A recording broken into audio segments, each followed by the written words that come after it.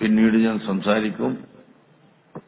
ഇപ്പോൾ പറയാനുള്ള ഒരു കാര്യം, കടലിന്റെ അടുത്തായതുകൊണ്ട് ആളുകൾ തിങ്ങി വെള്ളത്തിലേക്ക് ആയിപ്പോകുന്നത് വളരെ ശ്രദ്ധിക്കണം.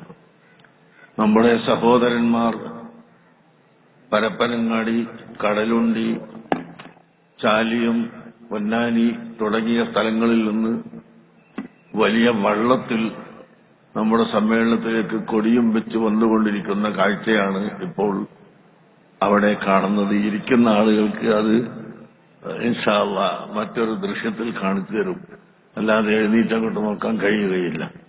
രണ്ടാമത്തേത്, ഈ സ്ഥലം നമ്മൾ തിരഞ്ഞെടുത്തത് കോഴിക്കോട്ടുള്ള സ്ഥലത്ത് വെച്ച് ഏറ്റവും വലിയ സ്ഥലം എന്ന നിലക്കാണ്. പക്ഷേ ഇവിടെ മഗ്‌രിബിന്റെ മുമ്പ് തന്നെ ആളുകൾ നിറഞ്ഞു കവിഞ്ഞ് കൊണ്ടിരിക്കുകയാണ്.